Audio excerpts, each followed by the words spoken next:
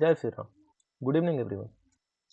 चलिए हम डिस्कस कर लेते हैं कि आज मार्केट कहाँ पे कामकाज किया और कल कहाँ पे कामकाज कर सकते हैं और हमने क्या क्या ट्रेड लिया, उसके पीछे क्या लॉजिक्स है। तो बेसिकली आज मैंने देख सकते हैं कि 3 ट्रेड्स लिया है, 2 में एफएल हिट हुआ है और एक अच्छा खासा प्रॉफिट दिया है। चौथा ट्रेड मैंने किया था पर वो एग्जीक्यूट नहीं हुआ। सबके पीछे मैं रीजन बताऊंगा। चलिए आते हैं पहले चार्ट पे।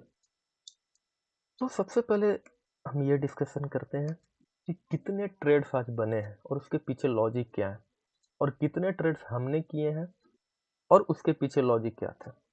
तो सबसे पहला ट्रेड यहाँ पे आप देख सकते हैं, ये एक ट्रेंड लाइन आ रही है। ट्रेंड लाइन आपको मैं दिखा देता हूँ, एक डे चार्ट से बनी हुई है, कैसे ड्रॉ हुआ ये भी मैं आपको एक्सप्लेन कर देता हूँ। तो देखिए, सबसे पहले मार्केट ने यहाँ पे रैली किया, उसके बाद यहाँ पे होल्ड किया, उसके बाद फिर से रैली किया।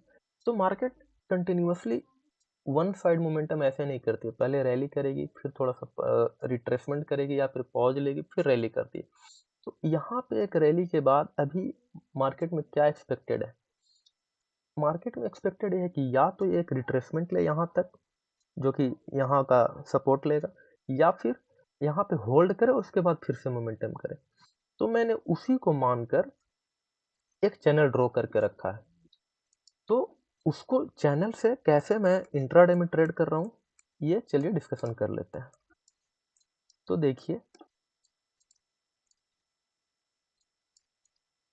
चैनल का रेसिस्टेंस यहाँ पे आया, मार्केट खुली ही चैनल के ऊपर, तो रेसिस्टेंस एरिया के आसपास। तो हमें क्या करना था, सिंपली पुट बाय करना था। पुट क्या होता है, मतलब मार्केट गिरेगी तो अब उसके लिए गिरेगी तो ठीक है, मार्केट गिरेगी, पर कहाँ पे हमें बाई करना है, उसके पीछे क्या क्या लॉजिक्स हैं। सबसे पहला, एक बहुत बिग बार कैंडल बनती है, तो हमें ये तो कंफर्म हो गया कि रेसिस्टेंस पे रेसिस्ट कर रही है, तो हमें अब मार्केट नीचे गिराने के लिए या तो पुट बाई करनी है या फिर कॉल सेल करनी है। कॉल मतलब होता है आप बुलिश हैं, ऊपर जाएगी। पुट मतलब होता है आप बेरिश है, नीचे जाएगी, तब पुट बाई होती है। मतलब कि हमें पुट बाई करना है, उसके लिए हमें क्या होता है, कंफर्मेशन कुछ चाहिए होता है। उसके बाद 2 ग्रीन कैंडल बने, मतलब थोड़ा रिट्रेसमेंट हुआ, वेल एंड गुड। उसके बाद एक रेड कैंडल बनी, तो यहाँ पे हमारी एंट्री होती है। रेड कैंडल के क्लोजिंग पे हमने एंट्री लिया और आप देख सकते हैं मार्केट धड़ाम से 2 ही कैंडल में नीचे आ चुका। तो कितना, कम से कम देखते हैं हमें कितना M2M मिला। यहाँ तक मार्केट आई। एफएल कहाँ होता है, एफएल यहाँ पे होता है रिट्रेसमेंट के हाई पे। कितना रुपए का एफएल है, 15 रुपए का एफएल और 42 रुपए का करीब करीब, नहीं नहीं, 90 रुपए का टारगेट, मतलब 1:5 का रिस्क रिवॉर्ड रेशियो था। पर ये हमने ट्रेड मिस किया। दूसरा ट्रेड पर इतना कोई नहीं बुक करता है, तो आप यहाँ तक तो एटलीस्ट बुक कर सकते हैं, ये दूसरा कैंडल के हाई तक, क्योंकि यहाँ तो कंटिन्यूसली रेड रेड रेड बनते गया, तो यहाँ तक आप बुक कर सकते हैं। बहुत अच्छा ट्रेड था। दूसरा ट्रेड कहाँ पे हुआ एग्जीक्यूट, देखिए यहाँ पे सपोर्ट लेवल पे आया। कौन सा सपोर्ट, पीछे चल के देखते हैं कौन सा सपोर्ट। यहाँ पे एक सपोर्ट था, सपोर्ट लिया मार्केट, यहाँ से ऊपर गया, पर यहाँ पे हमें ऊपर जाने का कुछ कंफर्मेशन नहीं मिला, इसलिए हमने यहाँ पे ट्रेड नहीं पकड़ा।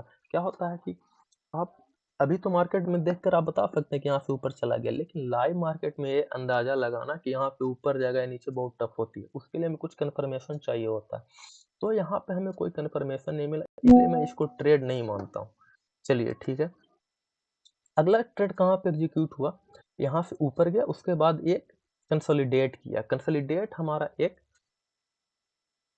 अच्छा पॉइंट हम मान सकते हैं। अगर कंसोलिडेट के बाद ऊपर टूटता है, मतलब कि बुलिश है, क्योंकि सपोर्ट से आ रहा है। तो कंसोलिडेशन के बाद ब्रेकआउट दिया। अगला टारगेट हमें कहाँ पे देखना है, इस स्विंग हाई के आसपास। यहाँ पे हमारा ट्रेड एग्जीक्यूट हुआ, यहाँ पे एटलीस्ट कितना पॉइंट हुआ, 21,410 टू 444 में 34 पॉइंट के आसपास ये दूसरा ट्रेड बना। पर हमारे दोनों ट्रेड मिस आउट हो गए, क्योंकि मैं फर्स्ट हाफ आज एक्टिव नहीं था। मैंने कौन सा ट्रेड लिया, तब मैं आपको अपना M2M दिखाता हूँ, उसके बाद देखता हूँ कौन सा ट्रेड मैंने किया। 1255 का कैंडल, 1255 कौन सा कैंडल है, चलिए देख लेते हैं। ये कैंडल में ऐसा क्या हुआ जो मैंने यहाँ पे ट्रेड लिया, इस पीछे इसके पीछे लॉजिक समझना। देखिए कैंडल सपोर्ट लेकर फिर से हमारे ट्रेंड लाइन के पास आया, मतलब यहाँ पे मार्केट रिशिफ्ट करने वाला था। ठीक है, कोई जरूरी नहीं होता कि यहीं से रिशिफ्ट कर थोड़ा आगे जाए। ठीक है, हमने कंफर्मेशन का वेट किया, एक टॉप पे हमें ये एक डोजी टाइप का कैंडल बना, तो मैंने इसके क्लोज पे ट्रेड एग्जीक्यूट किया एसएल इसके हाई पे रख के। पर क्या हुआ, नेक्स्ट कैंडल ने हमारा एसएल हंट किया। कोई बात नहीं, हमारा एनालिसिस गलत नहीं था, एसएल हंटिंग हुआ। ठीक है, मैंने फिर से, क्योंकि ऑलरेडी रेसिस्टेंस पे ट्रेड कर रहा है, तो हमें या तो बुलिश अपॉर्चुनिटी ढूंढना है या फिर बीरिश। पर यहाँ पे हमें बीरिश अपॉर्चुनिटी मिला, इसलिए हमने बीरिश ट्रेड किया। चलिए दूसरा ट्रेड दिखाता हूँ। 14:19 मीन्स 2:19 का कैंडल सर्च करते हैं कौन सा, 2:19 का कैंडल ये रहा। ठीक है, यहाँ पे क्या हुआ, हाई बना, उसके बाद फिर से एक डोजी टाइप का कैंडल बना, इसके बाद हमने ट्रेड लिया, पर फिर से ये नीचे आने लगा। तो नीचे आने लगा मतलब मोमेंटम नहीं हुआ, दो कैंडल हमने वेट किया, दो कैंडल ये और ये, पर मोमेंटम नहीं हुआ, इसलिए मैंने इसको निकाल दिया। ठीक है, क्योंकि ज्यादा लॉस देने से अच्छा है कम लॉस दे। नेक्स्ट ट्रेड हमने 2:54 पे किया है। ठीक है, उसको देखते हैं कौन सा ट्रेड हुआ। 2:54 समहाउ ये वाली कैंडल। ठीक है, ये यहाँ पे। अब देखते हैं कि इसके पीछे लॉजिक क्या था। हमारा बीरिश व्यू यहीं से आ चुका था, यहाँ से फिर से एक हाई रेसिस्टेंस 21,500 पे लगाया और एक डोजी कैंडल बना। ठीक है, पर हमने दो ट्रेड ऑलरेडी ले चुका था और दोनों ट्रेड लॉस गए थे, मैं कोई प्लान नहीं कर रहा था। पर एक अच्छा सेटअप दिखने के बाद क्या हुआ, कंफर्मेशन देखिए कैसे कैसे हुआ।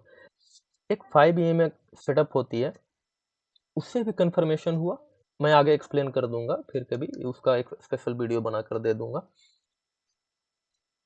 इसको क्या होता है, 5 EMA के ऊपर गया, एक डोजी टाइप का कैंडल बना, मतलब बीरिश बना, तो हमें इस लो के नीचे सेल करना होता है। ठीक है, लो आया, पर मैं कोई खास इंटरेस्टेड नहीं था, पर ये कंटिन्यूएशन आते गया, तो नेक्स्ट सपोर्ट यहाँ पे था, इसलिए मैंने ये एक कैंडल को राइड किया। और मैं एग्जिट कब किया हूँ ये देखिए, 2:59 पे, 2:59 समाओ यहाँ पे एग्जिट करने के पीछे क्या रीजन हो सकता है, सपोर्ट आया, मतलब प्राइस में अब कुछ एक्शन होने वाला है, या तो नीचे जाएगा या डिसीजन टेकिंग पॉइंट है, इसलिए हमने एग्जिट कर दिया। और आप देख सकते हैं मार्केट वहां से बाउंस बैक कर गई। चलिए ये तो कल का, आज का लेखा जोखा हो गया। अब कल मार्केट कहाँ काम कर सकती है, चलिए डिस्कशन कर लेते हैं। तो अभी देख सकते हैं कि 21,500 पे एक अच्छा खासा रेसिस्ट हो रहा है, बार बार प्राइस जाकर, एक बार हुआ, दो बार हुआ, तीन बार हुआ। तो कल क्या कर सकते हैं हम लोग, अगर गैप अप ओपन होता है और यहाँ पे कंसोलिडेट करता है, उसके बाद अगर ब्रेकआउट देता है, तब हम कॉल बाई करेंगे, मतलब बुलिश होंगे। अगर यहाँ पे कंसोलिडेट करके नीचे आता है, मतलब फिर से रेसिस्टेंस आता है, तब हम पुट बाई करेंगे, मतलब बेरिश होंगे। बट एक फ्लैट ओपन होता है, फ्लैट मतलब समहाउ यहीं पे खुल के रह जाता है, सेम स्ट्रेटजी लगानी है। यहाँ से अगर ऊपर जाकर कंसोलिडेट होकर ऊपर निकलती है तब बुलिश है, अगर कंसोलिडेट होकर रेसिस्टेंस खाती है तब बेरिश होते हैं। बेरिश कहाँ तक टारगेट एक्सपेक्ट कर सकते हैं, नेक्स्ट टारगेट यहाँ पे, और उसके बाद दूसरा टारगेट यहाँ तक खुलता है। ठीक है, व्हाट इफ फ्लैट खुल के नीचे आती है तो बीच में हमें कहीं ट्रेड नहीं लेना, हम trade level to level trade करते हैं। अगला ट्रेड यहाँ पे बनता है, यहाँ पे प्राइस को आने देंगे, उसके बाद वेट करेंगे क्या सपोर्ट लेती है, क्योंकि आप देख सकते हैं यहाँ से दो दो बार सपोर्ट लिया है, तीन बार सपोर्ट लिया है, तो सपोर्ट का वेट करें। अगर सपोर्ट लेती है तो यहाँ पे कॉल बाई करके यहाँ तक का टारगेट का वेट करेंगे, या फिर फर्स्ट टारगेट यहाँ और सेकंड टारगेट हम एसएल को ट्रेल कर सकते हैं।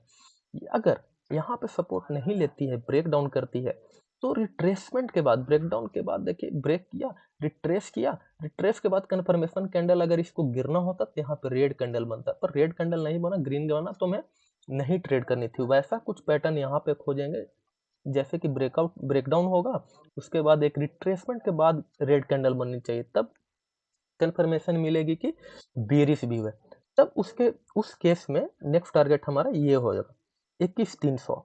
अगर इसको भी तोड़ता है तो फिर 21,235, ये हमारा नेक्स्ट टारगेट होंगे। व्हाट इफ गैप डाउन ही खुलता है, सेम स्ट्रेटजी हम अप्लाएंगे। फर्स्ट ऑफ ऑल इसका वेट करेंगे, अगर तोड़ती है तब फिर रिट्रेसमेंट के बाद हम लोग बेरिश व्यू बनाएंगे और पुट बाई करेंगे यहाँ तक के टारगेट के।